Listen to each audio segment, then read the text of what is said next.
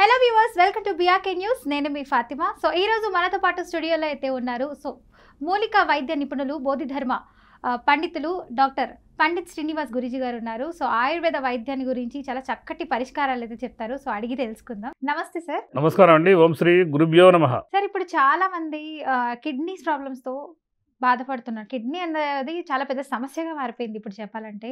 So ఈ kidney సమస్యలు ఎందుకు వస్తాయి సార్? అసలు చాలా మంది వాటర్ తాగకుండా ఉండడం వల్ల అని అంటున్నారు. ఇంకొంతమంది టమాటాలని తినడం వల్ల కూడా, సో టమాటాలో కొన్ని చిన్న చిన్నవి సీడ్స్ ఉంటాయి కదా, సో వాటి వల్ల కూడా కిడ్నీ ప్రాబ్లమ్స్ వస్తున్నాయి అంటున్నారు సార్. ఇది ఎంతవరకు కరెక్ట్ సార్? అంటే జనరల్గా ఒక టమాటా గింజలు తింటేనే కాదు, టమాటా మన పాలకూర కూడా వంతే కూడా ఇట్లా స్టోన్లా ఫామ్ అవుతుందని.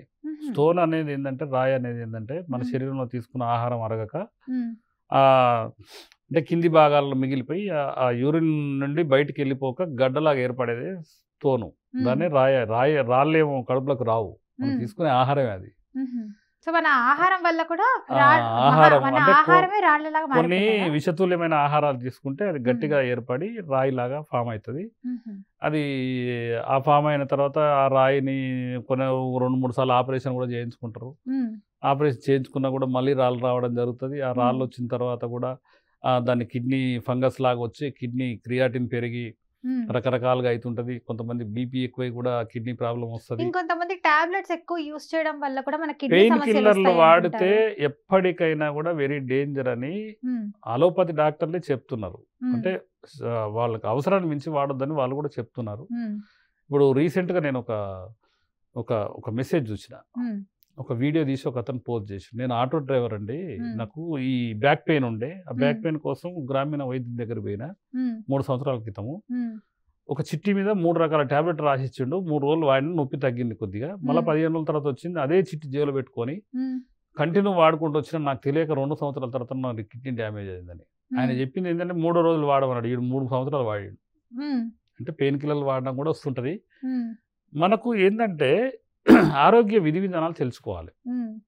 మనకు జ్వరం రాగానే ఒక టాబ్లెట్ వేసి పోద్దన్నాం మర్చిపోవాలి.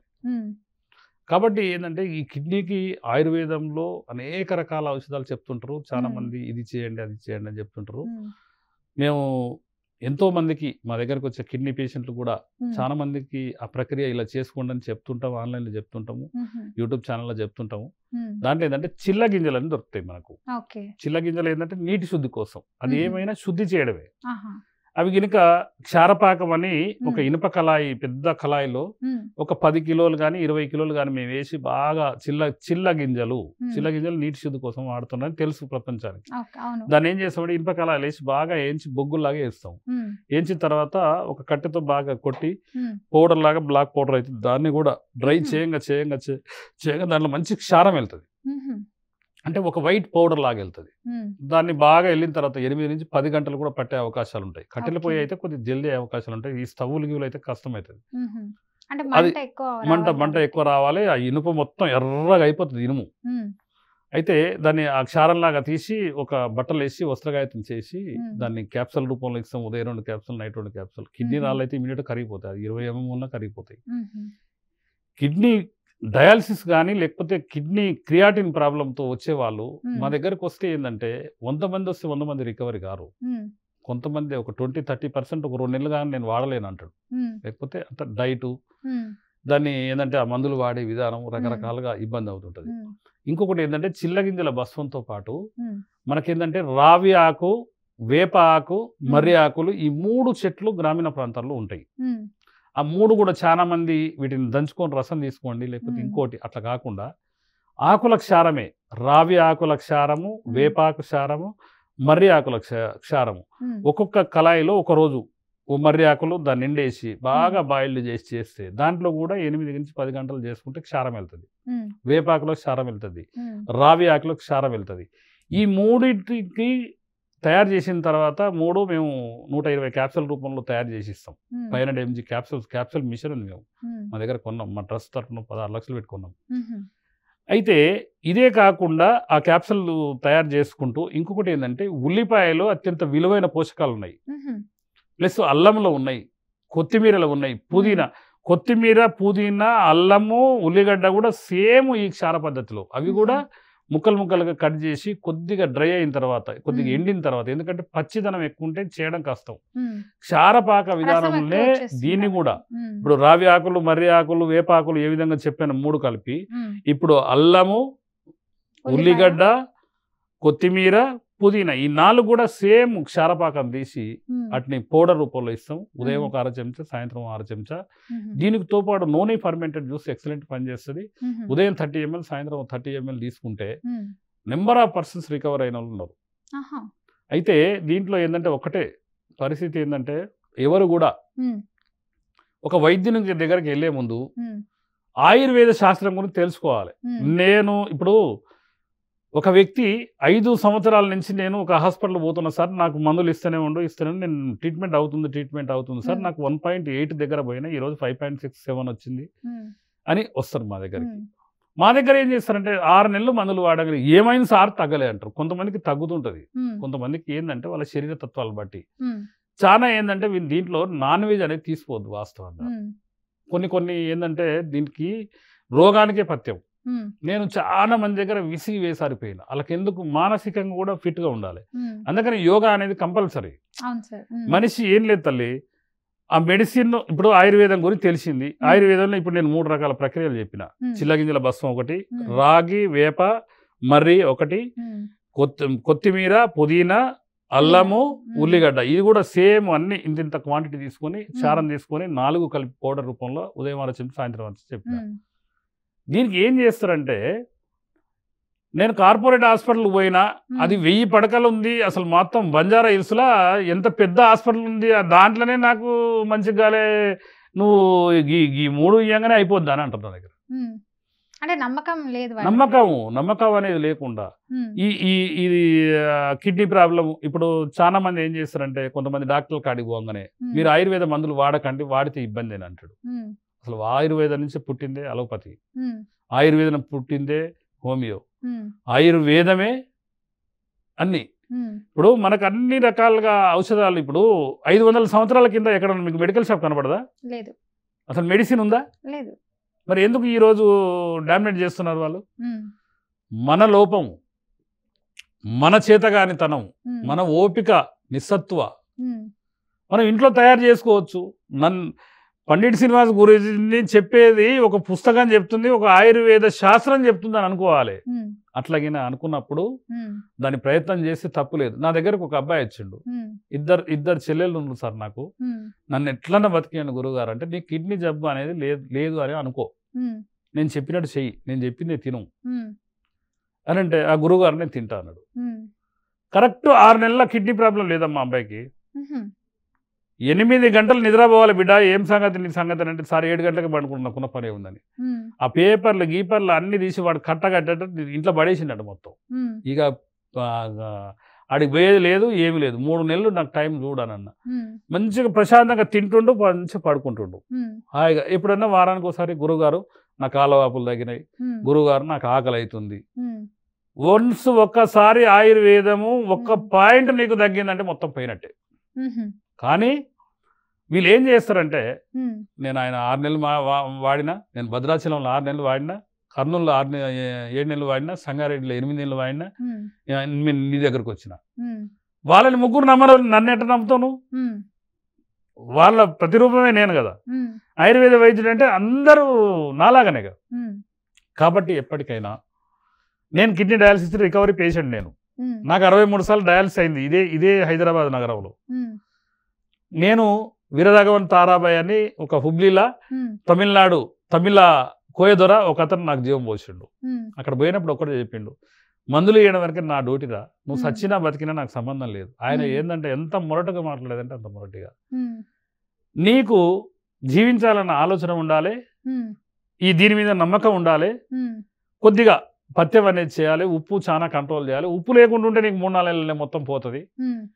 ఇది సంగతి. మంచి ప్రశాంతమైన జీవితం గడపంటే, నాకు అంతకుముందు పత్రిజీ గారి ధ్యానం టచ్ ఉంది. నేను పత్రిజీ గారితో మహానుభావుడు, ఆయన ఎమ్మటి దిగిన ఫోటోలు ఉన్నాయి. నాకు ఫస్ట్ నేను ఆయుర్వేద డాక్టర్ కావడానికి, నేను కిడ్నీ డయాలసిస్ రికవరీ కావడానికి కూడా ఆ మహానుభావుడు పత్రిజీ గారే. వారికి జన్మల రుణపడి ఉంటాను నేను. అయితే నాకు మందులేమో కానీ నా ధ్యానం ఎక్కువైపోయింది.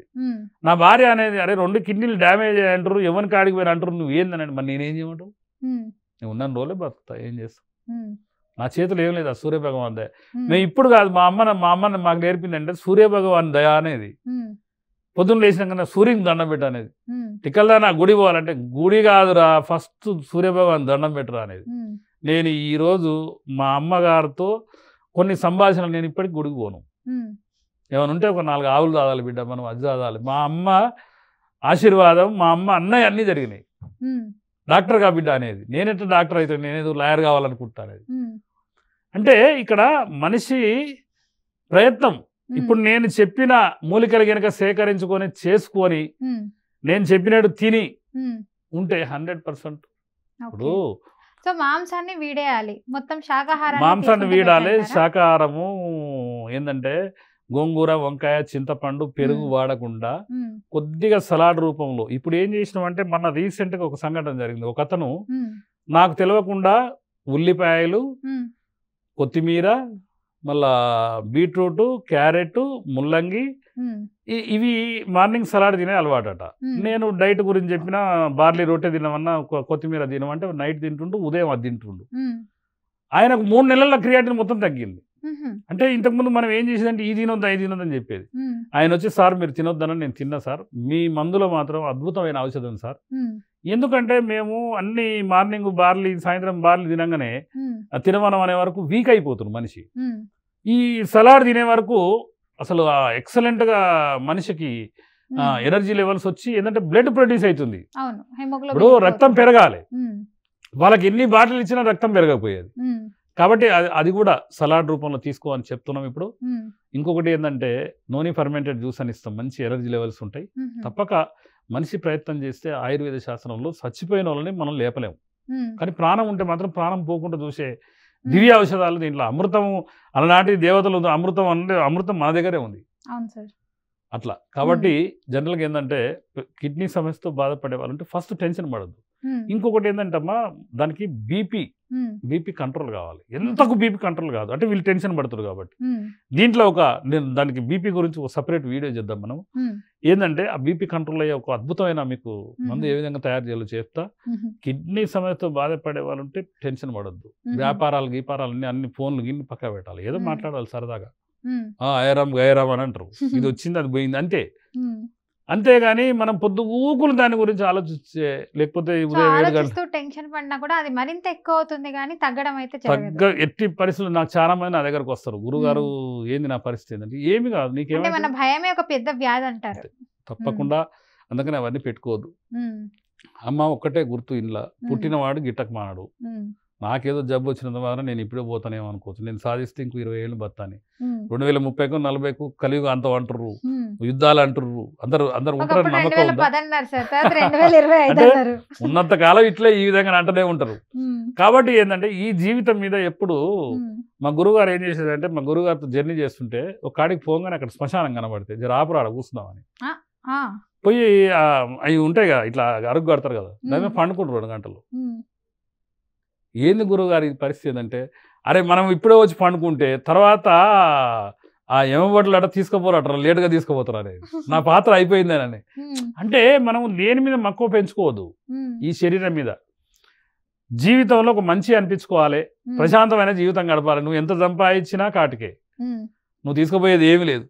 1,00,000 తులాలు నువ్వు కూడా పెట్టినా కూడా, 10 హెలికాప్టర్లు కొన్నా కూడా నీ ఎమ్మటి వచ్చేది హెలికాప్టరు, దాంట్లో పోసి పెట్రోల్ రాదు.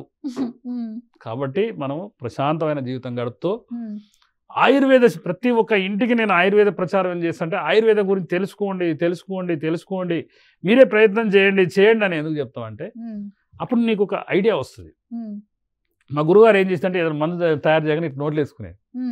నేను అనుకునేది ఎక్కడ పిచ్చోడైనా పొద్దు 10 చెంచాలు వేసుకుంటాడు, ఏంటి కాదా అని. ఏముంటుంది అందులో మెటబాలిజం జీవక్రియ. ఆయన మహానుభావుడు అప్పట్లోనే మెటబాలిజం జీవక్రియ గురించి చెప్పేది. అంటే మీరు ఆలోచించండి, ఒకప్పుడు 300 సంవత్సరాల కింద విమానాలు దాంట్లో పోయారు, దీంట్లో పోయారు, కొన్ని చరిత్ర పుస్తకాలు ఉంటాయి. నిజమే అనిపిస్తుంది నాకు. కాబట్టి మన జీవన విధానాన్ని, లైఫ్ స్టైల్ని మార్చుకుంటేనే మీరు ఆయుర్వేద వైద్యుని కాడి, అలోపతి డాక్టర్ కాడికి పోవాలి. లేకపోతే మంచిగా నేనే హాయిగా పండుకొని ఉన్నా పోయినా ఏం లేదనుకుంటే పండుకోవచ్చు. కాబట్టి నేను చెప్పింది ఇన్నోళ్ళు మంచిగా ఉన్నారు, ఓకే. నన్ను తప్పుడుగా అన్నోళ్ళు ఎంతో మంది పోయిరు.